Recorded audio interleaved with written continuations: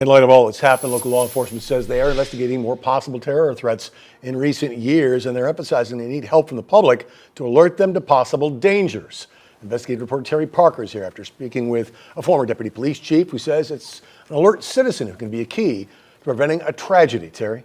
Exactly right, Todd. Former West Palm Beach Deputy Chief Rick Morris gave me several examples of the public being first to either alert them or sound the alarm about a potential violent threat.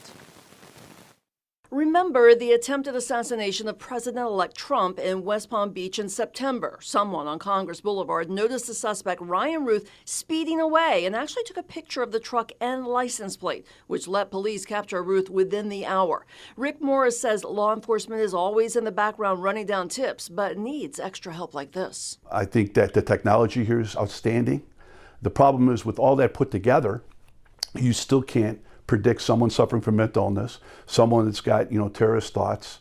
It's impossible, even with no matter what you have, to turn around and prevent that. You can turn around and address it, but the key here is the general public. Morris says South Florida law enforcement is very proactive in responding to tips and in staying on top of potential threats, which he says have gone way up. I think that the numbers are increasing.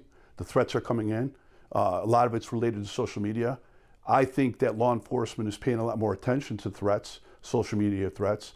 I can say 5 years ago, people were always talking, people suffered from mental illness or people that were deranged of any type would turn around and put messages over social media, and they were ignored by police because they weren't considered a threat. Now, however, Morris says law enforcement pays attention to social media. In fact, always has eyes on it, looking for warning signs of potential violence. Where you run into issues is not all agencies have resources.